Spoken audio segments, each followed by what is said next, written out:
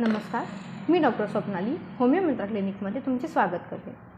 Homeopathy एक अशी उपचार पद्धती जिच्याबद्दल आजही बऱ्याच लोकांना माहिती नाही आहे। होमिओपॅथी म्हणजे साबुदाण्याच्या गोळ्या किंवा होमिओपॅथी म्हणजे आयुर्वेदिकच ना, हे उत्तर भेटतं। तर नाही, होमिओपॅथी आणि आयुर्वेदा या पूर्णतः वेगळ्या उपचार पद्धती आहेत आणि त्यांची तत्त्वेही वेगळी आहेत। आयुर्वेदा ही एक प्राचीन भारतीय उपचार पद्धती आहे जिच्यामध्ये वेगवेगळ्या औषधी वनस्पतींचा उपचारासाठी वापर केला जातो। तर होमिओपॅथी ही मूळची जर्मनची उपचार पद्धती आहे।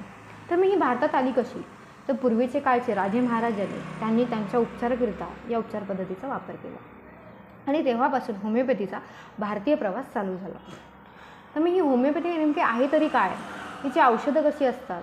कशापासून बनवली असतात? तर याबद्दल बरेच गैरसमज आहेत।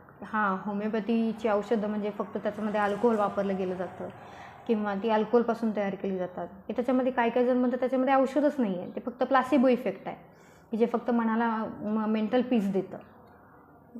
तर नाही, किंवा बरेच जण असं म्हणतात की नाही, होमिओपॅथी म्हणजे बराच वेळ लागतो बरं करायला आजार, नाही बाबा होमिओपॅथीला कोण जाणार औषध घ्यायला। तर असं नाही आहे। तर होमिओपॅथीचे बरेच जे इफेक्ट आहेत ते खूप लवकरही येतात आणि होमिओपॅथी जी औषधं आहेत ती वेगवेगळ्या घटकांपासून तयार केली जातात।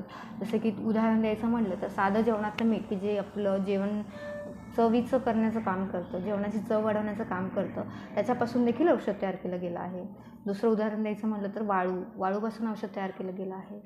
तर त्या वाळूचे असं जर साधारणतः बघता त्याचे काहीच गुणधर्म नाही आहेत, त्याच्यामध्ये औषधी गुणधर्म काहीच नाही आहेत, पण जेव्हा त्याची एक विशिष्ट प्रोसिजर केल्यानंतर की ज्याला पोटेंटायझेशन म्हणतात, ज्याचा म्हणजे ज्या प्रोसेसनी होमिओपॅथीची औषधं तयार केली जातात की जे डायल्यूट केलं जातं, त्यामधून मेडिसिनचे गुणधर्म काढून घेतले जातात, ज्याचा अर्क काढून घेतला जातो, त्याला पोटेंटायझेशन म्हणतात।